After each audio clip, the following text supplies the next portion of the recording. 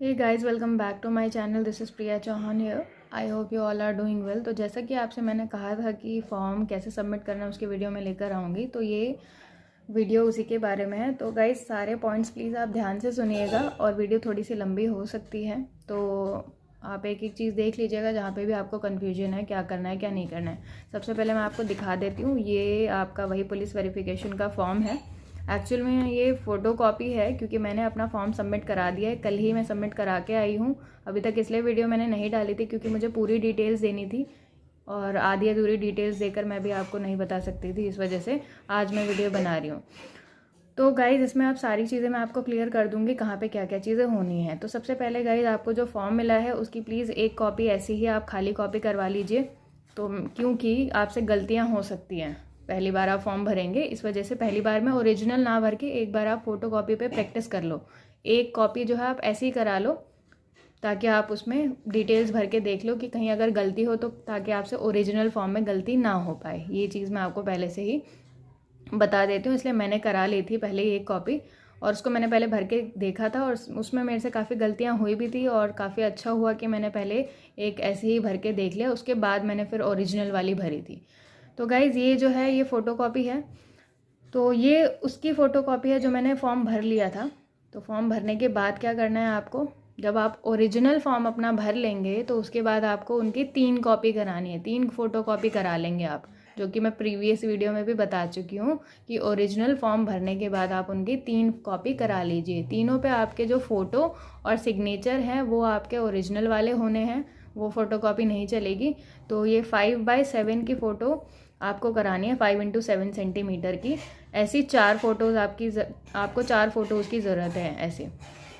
तो 4 फ़ोटो किसमें, एक तो ओरिजिनल वाले में लगनी है और 3 जो आप फ़ोटो कॉपी कराएंगे भरे हुए फॉर्म की उसमें लगनी है। और इन सभी पे सिग्नेचर जो है वो आपके ओरिजिनल होने वाले हैं, इसलिए आप सिग्नेचर वाली जगह खाली छोड़ सकते हैं ताकि वो लास्ट में आप अपने पेन से सिग्नेचर उस पर कर दें।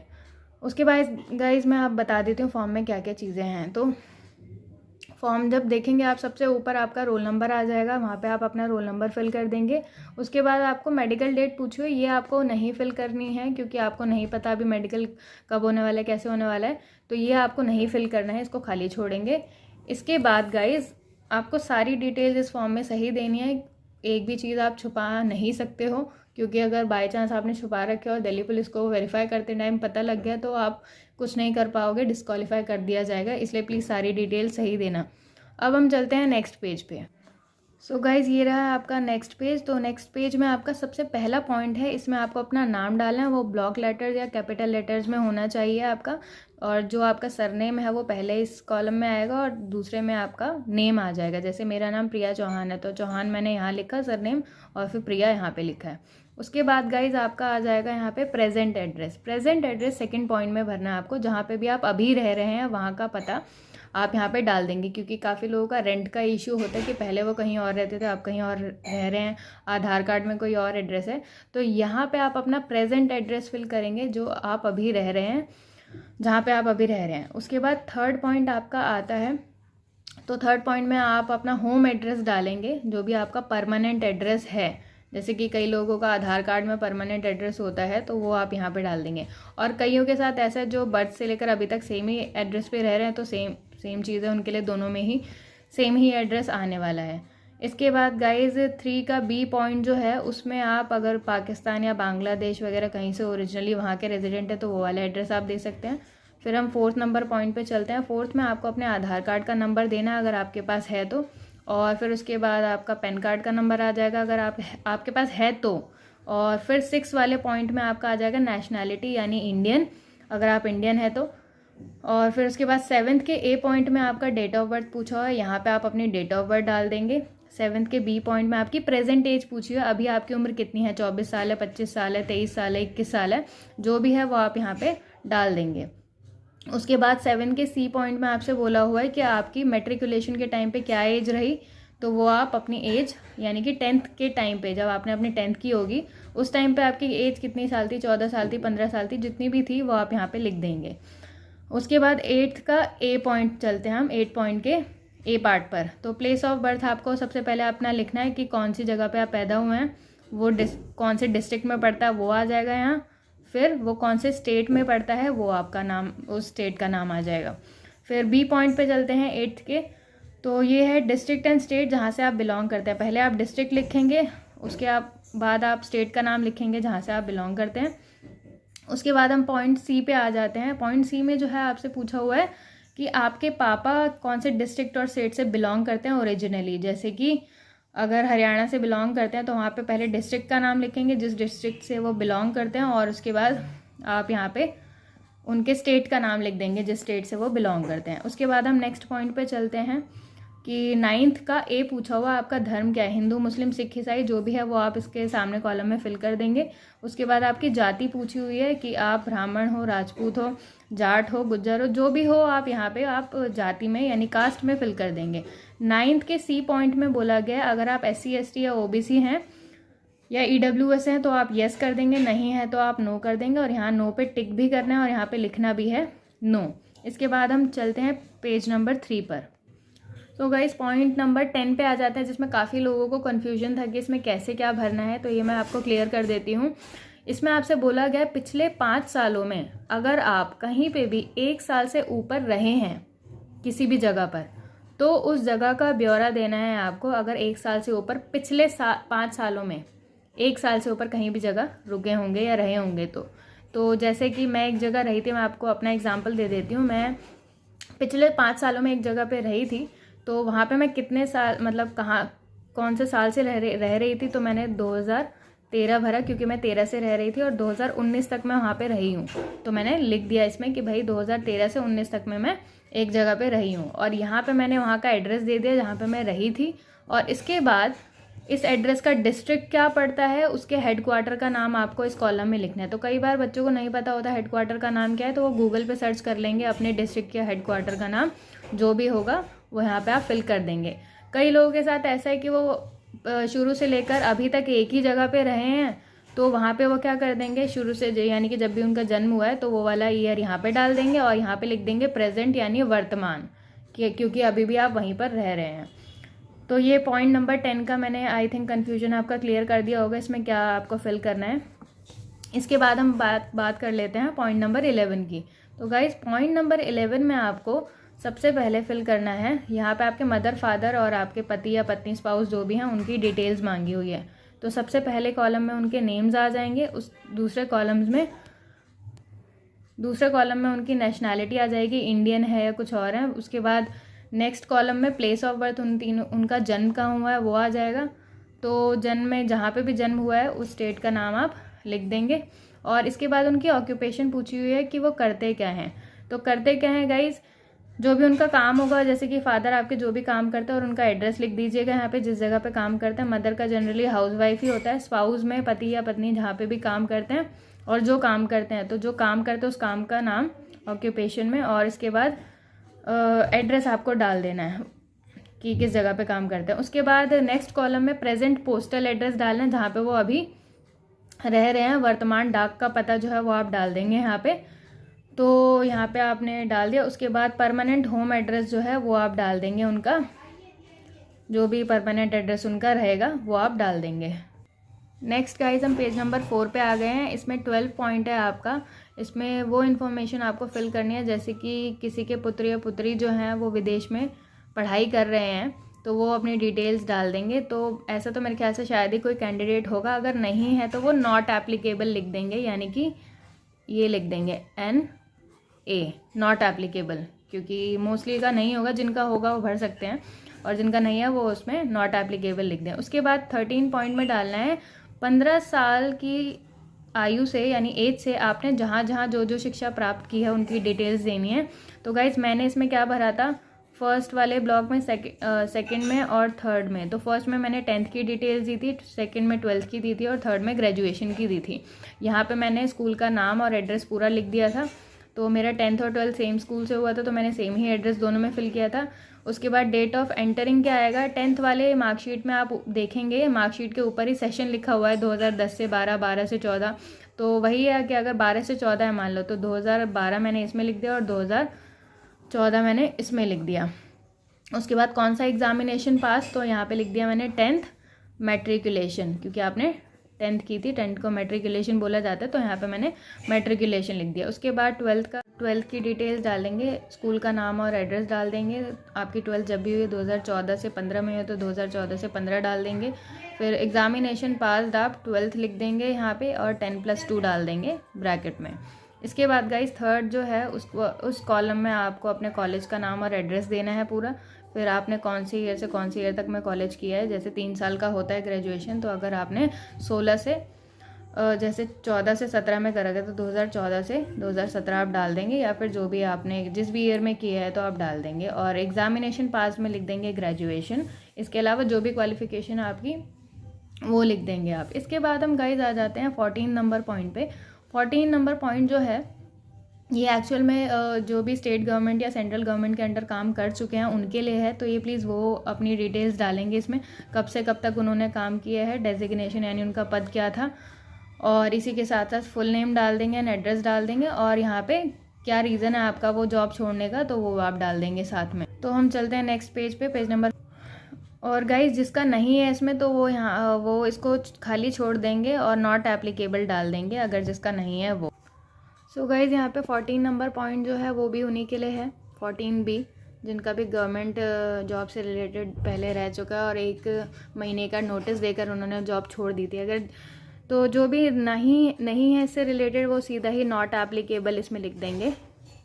और इसके बाद गाइज ये वाले पॉइंट्स काफ़ी इंपॉर्टेंट हैं 15 के बाद से जो शुरू हो रहे हैं, क्योंकि सारे केस से रिलेटेड हैं। कभी आपको अरेस्ट किया गया हो, कभी आपको नज़रबंद रखा गया हो, इस तरह की चीज़ें हैं, इसमें FIR हुई हो आपके खिलाफ।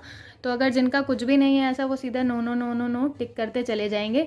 और उसी के साथ साथ जो पॉइंट 15 का point A, B and C है, इसमें आपको पूरा पूरा लिख के आंसर देना है। यानी कि जैसे कि इसमें लिखा हुआ है have you ever been kept under detention, तो मैं लिख दूँगी इसमें no, I have not bin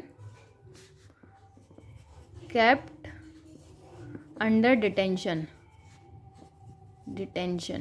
okay guys, तो जिस तरह से मैंने ये A का जवाब दिया उसी तरह से B और C का भी जवाब आपको पूरा लिख कर देना है। और उसके बाद के जितने भी पॉइंट है D से लेकर नीचे तक, वहाँ पे आप no no no no specific लिखते भी चले जाएंगे और यहाँ पे नो नो नो पे टिक भी करना है आपको। और गाइज़ इसी के साथ मैं बता दूं कि जिनके खिलाफ भी FI हो रखी, कभी भी हुई है, कभी उनका नाम आया है, तो प्लीज़ वो वहाँ पे मेंशन करेंगे। आप ये नहीं छुपा सकते, क्योंकि अगर आपका पुलिस रिकॉर्ड में वहाँ पे थाने में चेक हुआ और आपका निकल गया तो फिर आपको डिस्क्वालीफाई कर दिया जाएगा। इस वजह से आप कुछ भी नहीं छुपाएंगे, एटलीस्ट यहाँ बताएंगे तो आपकी अपील कम से कम सुनी जाएगी, आपसे रीज़न्स लिए जाएंगे। पर अगर आप छुपाने की कोशिश करेंगे तो आपके खिलाफ फिर कोई कार्रवाई हो सकती है। तो इसलिए गाइज आपको कुछ छुपाना नहीं है। तो ये JKL वाला अगले पेज पे जो पॉइंट है, यहाँ पे भी वही चीज़ें हैं केसेस से रिलेटेड। तो यहाँ पे अगर आप कभी फंसे हो तो आप यस कर देना, नहीं फंसे हो तो नो कर देना, और साथ के साथ नो नो नो लिखना भी है आंसर अलग से, तो यहाँ पे आप लिखेंगे भी। इसके बाद गाइज हम कर लेते हैं 15 के सेकंड पार्ट की बात। तो यहाँ पे अगर आप कभी नज़रबंद या सज़ाबंदी या बरी रिहा इस तरह का कोई भी मामला है, FIR, शिकायत वगैरह जो भी चीज़ें अगर आपके साथ हैं तो आप यस लिखेंगे और फुल इन्फॉर्मेशन देंगे उसकी, और अगर नहीं है तो आप सीधा नो लिखेंगे और लिखेंगे I have not been involved in any civil case. ये आप लिख देंगे यहाँ पे। ये पूरा आपका आंसर लिख के देना है, चाहे आप नहीं इन्वॉल्व रहे हैं तो भी आपको पूरा लिख के देना, और अगर आप इन्वॉल्व रहे हैं तो पूरा रीज़न बताना है यहाँ पे आपको। इसके बाद 15 के थर्ड पार्ट में आ जाते हैं। A जो है बोल रहे हैं कि क्या आप सभी ऋणों से मुक्त हैं, किसी भी दीवानी मुकदमे में आप क्या नाम है मतलब सम्मिलित नहीं है, तो यहाँ पे आपको लिख देना है। अगर आप फ्री हैं तो आप लिखेंगे yes I am free from डेप्ट और and not involve in any civil case. और अगर आप किसी में फंसे हुए हैं तो आपको मेंशन करना पड़ेगा यहाँ पे येस, और येस लिख के आपको यहाँ पे सारी डिटेल आपको देनी है किस चीज़ में आपका है। उसके बाद आपको 15 के 4 पॉइंट में आपको बता रखा है कि आपको कभी किसी गवर्नमेंट जॉब के लिए मेडिकली एग्जामाइन करने के बाद अनफिट ठहराया गया है। अगर ऐसा है तो आप येस कर देंगे, अगर आपके साथ नहीं है ऐसा तो आप नो कर देंगे, नॉट एप्लीकेबल लिख देंगे, सिंपल। तो अगर आपके साथ अगर पहला कभी हुआ है ऐसा पहले कभी, तो आप मेंशन करेंगे और उसका रीज़न बताएंगे। इसके बाद हम चलते हैं पेज नंबर 7 पे। सो गाइस यहाँ पे पॉइंट नंबर 16 आता है। यहाँ पे आपको 2 ऐसे लोगों के नाम देने हैं और उनका फ़ोन नंबर देना है जो आपको अच्छी तरह से जानते हैं। वो आपके आस पड़ोस में रहने वाले भी लोग हो सकते हैं या फिर आपके 2 जानकार भी लोग हो सकते हैं। तो उन 2 लोगों के नाम और नंबर आपको इन 2 ब्लॉक्स में देना है। उसके बाद यहाँ पे आप देख सकते हैं डिक्लेरेशन फॉर्म है, डिक्लेयर करना है यहाँ पे आपको। तो कैंडिडेट के सिग्नेचर हो जाएंगे, फिर उनका नाम आ जाएगा कैपिटल लेटर्स में और रोल नंबर आ जाएगा यहाँ पे। और यहाँ पे आप डेट डाल देंगे जिस दिन भी आप सबमिट कराने जा रहे हैं एनपीएल में, तो वहाँ की उस दिन की डेट आप इसमें डाल सकते हैं। और साथ के साथ आप प्लेस में डाल देंगे, दिल्ली डाल देंगे, एनपीएल दिल्ली डाल सकते हैं। एंड गाइस उसके बाद अब नेक्स्ट ये पेज आता है आपका। तो इसमें आपको सारी डिटेल्स देनी है। सबसे ऊपर राइट हैंड साइड पे आप रोल नंबर लिखेंगे या जो भी है आपका। उसके बाद ये फर्स्ट वाला ब्लैंक जो छूटा है आपका, इसमें आपसे पूछा गया पुलिस डिपार्टमेंट, तो दिल्ली पुलिस लिखेंगे यहाँ पे आप। और फिर उसके बाद डेट ऑफ एनलिस्टमेंट, भर्ती तिथि ये आपको अभी नहीं मिली, आपकी भर्ती अभी नहीं हुई है तो ये छोड़ेंगे खाली। वेरिफिकेशन ऑफ कैरेक्टर भी छोड़ेंगे खाली, अभी नहीं हुआ है आपका। फिर आप नेम डालेंगे अपना, कैपिटल लेटर्स में डाल सकते हैं। फिर आप अपना नंबर संख्या आपको नहीं मिली हुई है अभी, ये ब्लैंक छोड़ देंगे नंबर वाला कॉलम। और फिर रैंक जो है, कौन सी रैंक पे आप भर्ती होने वाले, कांस्टेबल आपको पता ही है तो इसमें आप लिख देंगे कांस्टेबल। उसके बाद अपने फादर का नाम लिखेंगे यहाँ पे। फिर आप नेक्स्ट वाले में कास्ट में अपनी जाति, ब्राह्मण, राजपूत जो भी हैं तो वो लिख देंगे। और रिलीजन में आप लिख देंगे यहाँ पे जो भी आपका धर्म है, हिंदू, मुस्लिम, सिख, ईसाई। ऑक्यूपेशन अगर आप किसी एम्प्लॉयड हैं गवर्नमेंट सर्विस या वैसे तो आप लिख देंगे उसकी जानकारी, और नहीं है तो आप इसको ब्लैंक ही छोड़ देंगे।